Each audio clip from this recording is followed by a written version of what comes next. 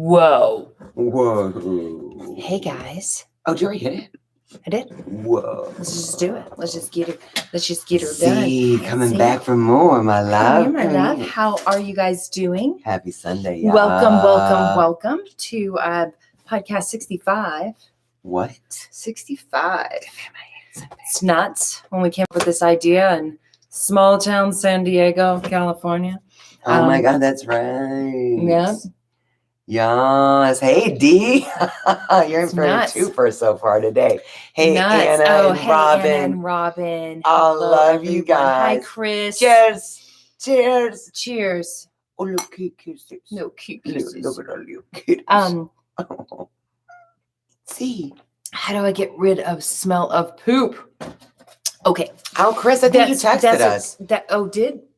I don't know. There was a Chris that texted us that said, my room smells like poop. How do I get it out? Oh, okay. That's what I was going to wonder. Like the smell of poop, like, hey, Debbie, because poop smells so bad, or getting it out of like your carpet or your whatever. Yeah. Enzymatic cleaners. Look up enzymatic cleaners. The best that we have found is called anti-icky poo. Yes. ICKY, anti-icky poo. Look it up. Yes. And you're going to want to, you're going to want to clean it and then, like rinse with water, clean with icky poo, especially if there's a spot that's really stinking, right?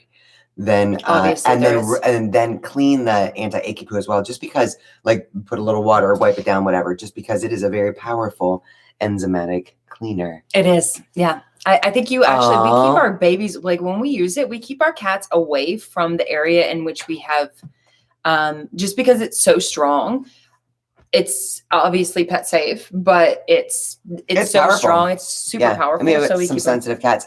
Shout out to Cat Mom Confessions. Hey, Linda. She said, I'm at work and can't stay. About to go trap some cats for TNR. Yeah, girl. God bless you and God the work bless you do. You indeed. Congratulations. And hey, Dana, you cooking fool. Have you? I saw in our VIP group some of Dana's creations today. Yeah. And yeah, I think you need to start a shop so we can just order what we want. Yes. Yeah. Hey, Tabitha. Marissa, make some baking soda. Marissa, for the poop smell, Marissa said, if you have some baking soda, shake some baking soda and leave it for about 15 minutes. Hey, Teresa. For those of you guys that were VIPs or that are VIPs and we're just on our Zoom, because we do get-togethers every Sunday. Your phone on? I did. Oh, fair. Just so you know, Adrienne just got in trouble by Lindsay, by our boss, Lindsay. Yes. Because Adrienne did the whole like, hey, you guys should keep talking. We're going to go do our podcast. And I was like, no, they need to come to our podcast. and then she said it the second time. And Lindsay's like, WTF? Like, why would you like try to? Adrienne's she knows like the I was worst trying to. So I got in trouble. Basically, I'm fired. She's fired. I'm fired. She's fired. She's also fired for, a couple other things that she's done recently. That's just like, that's not the point. We don't do that. We don't do that. There's got to be like a level of like. I'm not very good. I'm not very good. Anyway, guys, we're going to start our podcast today. Today, we're going to be talking about veterinarians. And I know it is a very sensitive subject for many to talk about veterinarians. So we like to talk about sensitive subjects. Yes, we do. Tina said you're always in trouble, Adrienne. It's true. It's true. It's like I spent my whole life in trouble. And I'm not even that big of a troublemaker. I don't know why. I'm always in trouble. Let's start a podcast. Here we go. Welcome to episode number 0065 of Back in the Closet with the Two Crazy Cat Ladies. We are here live on YouTube right now. Chit-chatting about Adrienne's failures in life. There's a lot of them. And so we thought we'd just go ahead and start the podcast today to talk about Adrienne's failures. No, to talk about a very sensitive subject of veterinarians. This is, I guess we're talking about all things veterinarians, because there's sometimes that we, talk about specific things, right, about specific subjects. Yeah, I really wanted to talk about the fact, and we'll try to make this kind of a short podcast, but I think it's an important one because I feel like the statistics that we've seen. Let me back it up. All of us, I imagine, at some point have really experienced the life-changing blessing of having a veterinarian that's helped us and one of our beautiful companion animals through something, they spend an incredible amount of their time learning how to care for our animals. And a lot of their money. I mean, it's hundreds of thousands of dollars to become a veterinarian, to go to school, to go through so many years of school to become a veterinarian. It's basically as much as med school, because it is med school. It is med school. And they are people who in their hearts genuinely care for animals so much that they're willing to do the things and go through the things that I don't have the emotional stamina to necessarily deal with. And they have to see the good stuff and the hard stuff. Yep. The good stuff and the bad stuff. And I think the but reason, unfortunately, as veterinarians, they, especially when it comes to cats, they tend to see more of the bad stuff than the good stuff. Right. And I want to talk about that. But I think part of what inspired this is the fact that there are some alarming statistics about the suicide rate among our veterinarians. And I think about what their dailiness is like. They are, it's not like me going to work and trying to get all this and that done. And you're so stressed out because somebody throws you, 4 pieces of paper that you got to figure out with email, whatever it may be. These veterinarians spend their very long days caring for, I know on the podcast, you can't see sweet Zorro right here, sitting here in my lap. Yes, baby. He's looking right at you on YouTube. That they spend all of their long days caring for these precious little souls. And I really feel like it is important for all of us cat parents specifically, to think for a moment about our veterinarian. First of all, do you have a regular veterinarian? Do you feel like you have a good relationship with your veterinarian? Or are you like we were for many years and only looked up the nearest vet when there was something terrible going on? And then we, in so many ways, would blindside this very kind and educated soul with a situation, a problem. They have no background on our cat. They have no point of reference for what might be going on, what's normal, what may not be. They have no blood panel. Even great veterinarians that we're friends with, that we know, if we just randomly send them a blood panel and say, what does this look like? They're going to say, it would be best if I saw the last blood panel so that I have something to compare it to, because I could come up with a lot of conclusions from this one. But if I don't have the last one, if I don't know the history of the cat, then how am I going to come up? Like I'm just shooting at biscuits. I don't know what the word is. Shooting from the hip? Shooting from the hip. What about biscuits? I don't know. Anyway, I think maybe this is just because Jae and I did this for so many years, but I know that we've met a lot of people since we've been the two crazy cat ladies that say, yeah, I really don't have a vet. I don't want to do the annual exams or the dentals or the blood work because it's so stressful for my cat, and my cat's fine. And don't want to take my cat to the vet because I know they're just going to give them steroids and antibiotics, or I know they're just going to try to prescribe them some food. Like people that have like a negative idea or experience, maybe had a negative experience. Yeah, or experiences with veterinarians, it can start to jade people. I get it. I was jaded. We went through like 11 veterinarians, and they were all pretty much emergency or something's wrong. Right. It was our fault that in a lot of ways, but when we bring our kitties in for something and their method of treatment or what they want done may not necessarily jive. They have no idea who we are, no idea how we're raising our cats, probably don't appreciate the fact that we've only brought our cat in when there's something obviously wrong. It can cause friction. And I think that my point is, I really want all of us, and I think this is something that we're really getting a lot better at, to be more disciplined and more intentional about our annual wellness exams for all of our cats. Well, and finding the right veterinarian for that. Right. Like we don't just do that. I get that. I mean, we don't just be like, okay, look, we'll find the nearest veterinarian, and that's going to be who I go to, and I'm going to start doing annual wellness exams. Wellness exams for many conventional veterinarians means they're going to try to vaccinate your cat the first time you go in there. So we can't go in uneducated, but we can't not go in, right? So it's our responsibility to really foster a healthy relationship with our veterinarian. A veterinarian that you can find the closest. There are so many beautiful veterinarians out there. We have found 3 here in Las Vegas.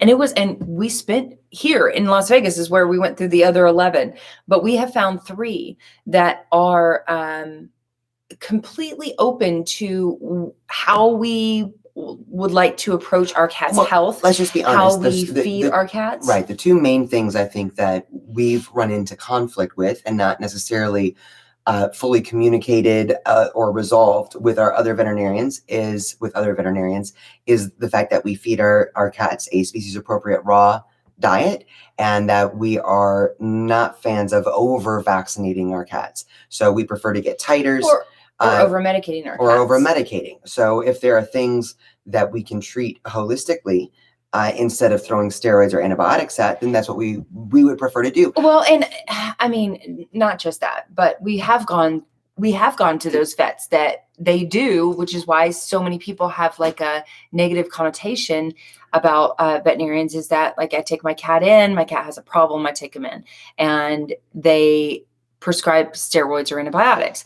But they don't know what the problem is. They're just prescribing something to hopefully help symptoms. And we've been through that where we took Biddles in for a constipation. He had an obstruction, and he had a hard turd. He had a hard turd. It was a hard turd in his asshole, and they got it out. And they said, I'm going to give him some antibiotics. And I was like, does he have an infection? And she said, no, but just, to be on the safe side, precautionary, we'd like to prescribe him antibiotics. And I was like, no, thank you. Okay. Let's recenter up though. But my point is not that we talk mainly about things that we may have disagreements with. My point is how important it is for us cat parents to own the fact that sometimes if we don't have a pleasant experience with a veterinarian, it's because they have no history of us, or they have no idea what's going on with our cats. That it's all about being proactive in so many ways. And sometimes we may not have a holistic vet or a feline practitioner in our direct area, but it's still important to spend the extra time, and yes, sometimes the extra money, to find a veterinarian that we can appreciate and that can have some idea of where a cat is at. Yes. But again, we want to go in educated as pet parents, right? So we want to know what it is that we will allow for our cats. So for instance, if you are in a situation like Adrienne just said, where there is no feline practitioner, there is no holistic veterinarian or integrative veterinarian nearby that might more agree with, your concept of not over vaccinating or not over medicating or things like that. Then if we are educated, we have to understand that no matter what vet you take your cat to, if they suggest a certain thing, that does not mean that has to be done, right? If your vet says we have to vaccinate them, you can say no, thank you. Please be pleasant with your vet. Please be pleasant. It's communication. It's a communication factor. Kind of thing. Yes. Please be pleasant with them, but you can respectfully disagree. Respectfully disagree on certain aspects, but then you guys can also agree 100% on other aspects. Like my cat needs blood drawn because he's 12 years old and he hasn't had his blood drawn in 3 years. And I need to know if his kidneys are strong, if his thyroid is good. I need to know, where he's at so I can proactively take care of my cat. And that is what we have to do, why we have to partner with a vet, regardless of where you're at. Why we have to partner with a vet is so that we can proactively take care of our cats. And I promise you this, no matter the vet, if you're taking your cat in for a blood test, I just need to get a blood test. I just need to make sure that everything's okay with my kitty. I do this once a year. For my senior kitties, I do this twice a year. I'd really love to partner with you if you are open to that. Just want to, like have his vitals checked, like, make sure his ears are okay, make sure everything, like temperature, weight, all of that. Can we do that? Can we do that? I would like to do that with you. And I promise you that vet is going to be like, absolutely. I will take a new client. That is not going to be a devastating experience for me, because these veterinarians tend to, especially when it comes to cats, tend to, deal with crises every day, multiple times a day. It's like one animal, one pet comes in and they have a respiratory infection, they have some kind of illness. Another cat comes in, they're super losing weight, and how do we check that? Every once in a while they'll get somebody that comes in with their kittens and they're like, hey, my kittens are really cute and I think they need to be spayed and neutered. Can we get a snap test to see if they have any diseases? And those are probably the highlight of their day. And then they go in, unless they get a bad diagnosis from that, but then they, go into another surgery, another, back to back. And you get why it could be a veterinarian, like why the suicide rate is so high for veterinarians is because I don't know exactly, but you'd think that you get it. Why, it's just like crisis after crisis after crisis, instead of if we all did the whole like, hey, my cat's doing great, but I'd like to get him checked out and I'd like him to meet you and feel comfortable with you. Well, and this is my point. It's not just that, as in the medical professions, I get that it's always going to be a stressful situation. And that's the whole reason it's the medical profession. Right. You're always dealing with something that's hopefully going to help something, because there seems to be something wrong. I think it's very rare for us cat parents to have a regular, it's like with Twist is up for his 6-month appointment in April. That's something that we're going to have to do to stay on schedule. And I think that a lot of times, I think a lot of times we people don't help the situation of this very noble profession, because vets patients are our precious companion animals. And a lot of times their only communication that they have is with us. And sometimes that is not going to be a pleasant situation. Especially if it's under crisis. Especially when it's under crisis. So I really think it's so important, especially for us cat parents, to get into the routine of being proactive with our cat's health and finding a good veterinarian. I know a couple comments here on YouTube. Dana said that she's got a great holistic vet. In the middle of quarantine, she was not able to work during COVID, or the fact that she could be a caretaker for her elderly mother. So dealing with Mojo with a strange vet was difficult. I will never take my regular vet for granted again. Let's all have a regular vet. Let's all build a relationship with someone consistently. And then Ellie on the other side said, right now I'm trying to find a vet that will not make me vaccinate the babies for their dental. They will not accept titer tests in lieu of vaccines. Yeah. And I think that speaks to how much we can start shifting or just moving the needle a little bit when it comes to proactive care for our animals. Vaccinations, I think a lot of vets are starting to see the impact that vaccines can have, over vaccinating can have, that they have these protocols in place, but it is not something that necessarily should be enforced, Ellie, in your situation, in every situation. That titers are something that can really help save not just our cats from side effects of over vaccinations, but also veterinarians from having to deal with people coming in with some terrible side effects that they're dealing with, and kind of connecting the dots. There's a lot that we can do as cat parents to better communicate, instead of, as we did for many years, going to a veterinarian when something was wrong, disagreeing with a protocol that we disagreed with, and wouldn't necessarily talk through with, right? It's already a very acute situation. We're there for something, and we're not going to discuss this. The emotions are elevated, yep. Right? So we just wouldn't go back to that vet. There was no resolve to it. It was just, okay, bye. And I think about their life and how much they were trying to help us in the best way that they could. Yeah. And we just ghosted them. We paid our bill, but we didn't go back. I think we've learned so much from that.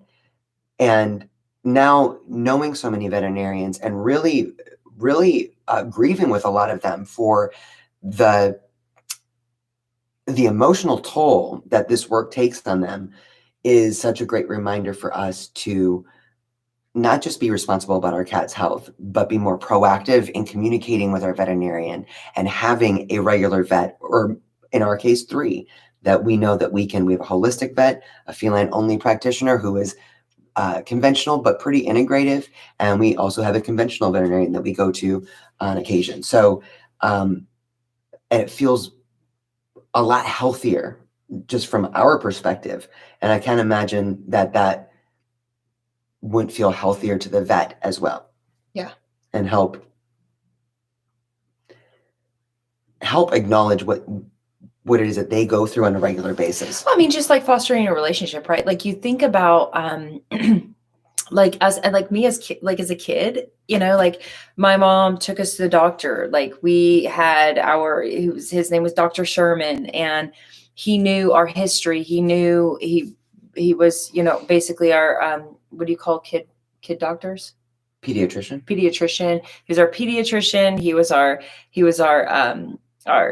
doctor along all the, like anything proactive, whatever, like sore throat, whatever. We went to this doctor, but he got to know us and from a young age, and he got to foster a relationship. And so he knew what, my activity levels were. He knew that I did A, B, and C. He was the one that was like, I think you have a stress issue. Like a baseline to gauge you off. Yeah, he had something to gauge what might be going on. He had a better perspective of who me and my sisters were as children, and then as adults. As we grew, we stuck with the doctor that knew us, right?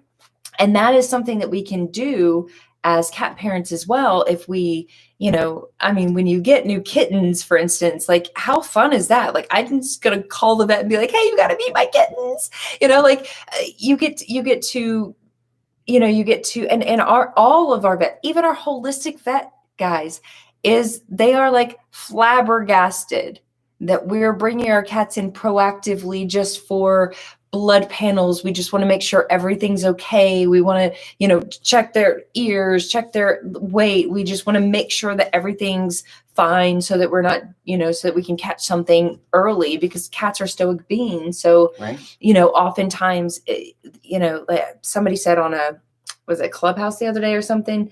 Somebody said, where was this? Somebody said my dog could have a, was it Trish? Anyway, my dog has, it was Susan Michael. She said on Clubhouse, my dog has a hangnail, and I know it because right. He's like, just like in my face, but my cat could potentially be like dying from kidney disease, and I'll have no idea. Right. Because so it's so important, this relationship with our veterinarians, just like the understanding of how they, why they are where they are, why, like what they go through to become who they are, and respecting that, and then creating a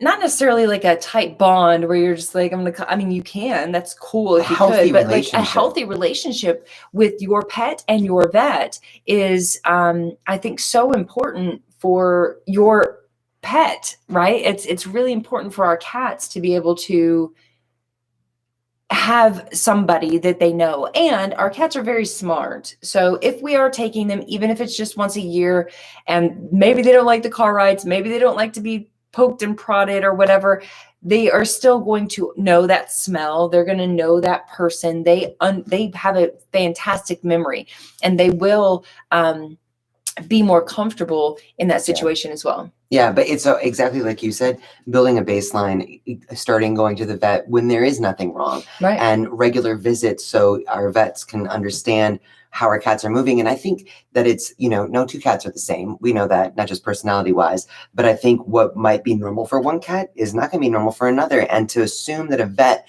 should be able to discern what is or is not good or bad when they haven't been to the vet in 12 years, right. and this is the first time they're seeing them. Oh my gosh. I mean, I think about the angst that would cause me with a beautiful little soul coming to me and being like, what's happening? And And sometimes there's a bit of that happens. It's like, what are the symptoms? What's going on? People that contact us and maybe they've been to the vet or maybe they haven't, but we become very emotionally invested. Yeah. And that's much easier the life of a vet. And it's much easier for us to be able to help somebody as well when they say they've been to the vet. I've taken them to the vet already. You get a history. And this is what they said, or this is what they did, or, this was the diagnosis, or there was no diagnosis, or they put them on A, B, or C. You get a better picture. We get a better picture of how to what might be give going some on. Advice on. Yeah. But I think that we cat parents are infamously, and we've seen it a lot, in the past couple of years from people since we've changed our mentality of only going to the vet when there is a situation. It's kind of like, oh, well, it's time for an oil change. Let's just go in. And it's not the same thing. It is, it's very important to build a relationship with our veterinarians. So that I think the oil change is kind of a fun thing to compare it to, though. That's a regular maintenance thing. That's true. Yeah. So annual vet why visits, not? You wouldn't just let your oil run to, it's been 12,000 not miles. do anything. And you're like, I think I don't know if I need to change my oil. Should I? Until your engine blows up, right? Let's put it on that level, That's right? True, yeah. We need to get our cats in for their oil checks or their oil changes. And then you get pissed at the mechanic that said your engine blew up because you didn't change your oil for the past 17,000 miles. It's like, yeah, if you were doing regular maintenance, it might be a bit of a different situation. That's a good analogy. I had no idea that we were even coming up with that. I know. You came up with that. That's amazing. It's your Tabitha said, I love this. My vet gave me a handout that said they believe vaccines last even longer than the 3 years being recommended. Mm-hmm. And they recommended titer testing as well. That is wonderful. Sadly, she said that does not cover rabies. Rabies is a different thing. And that's a law. It's a law. And it's because the rabies virus can be obviously so terrible for humans. So it's a COA situation for most all veterinarians, 2 of ours, not so much. But no, our vets are like, they probably don't even need it. And we're like, well, we want to at least get their initial, but they're inside, right? What's the likelihood? Not likely, but we just want to cover our bases. Right, we're still going to get it. But rabies is a serious situation. I understand why they've made it law because unfortunately there are a lot of irresponsible pet parents out there. I get that. We were some at one point, so I do understand that we were two. We were two. Not some. We were some too. We were twosome.